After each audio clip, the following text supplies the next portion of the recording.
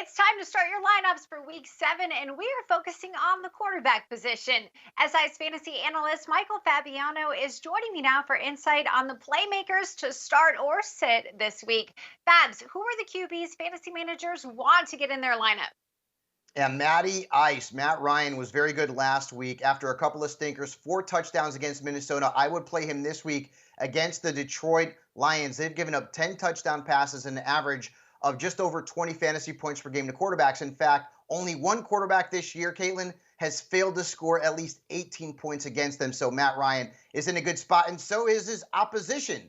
Matthew Stafford this week. This should be a high-scoring game. And Stafford was a disappointment last week. I get it, but game script was part of the reason there. I really like the matchup here. Atlanta's giving up an average of nearly 350 passing yards per game. They've given up a league-high 18 touchdown passes, and every single quarterback who's played a full game against them has scored at least 20 fantasy points. That's a pretty good stat if you're a Matthew Stafford owner. I'll say sounds like a rock solid QB1 against the Falcons this week. But Fabs, who are the QBs that fantasy managers should avoid?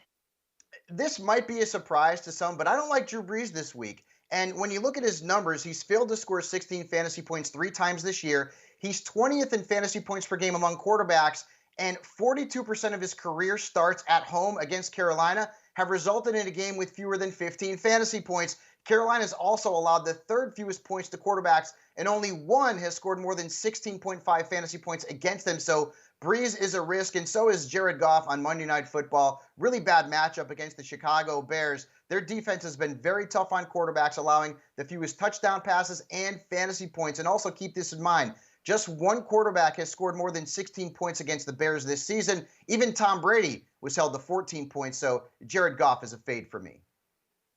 Fabs, going back to Breeze, he's only had one game all season where he's thrown for 250 yards and multiple touchdowns. I don't know about you, but that doesn't make me feel good against the Panthers. But Fabs, thank you so much for joining me. And for you guys at home, for Sports Illustrated's award-winning weekly player rankings, get your membership to SI Fantasy Plus for just $14.99 a month.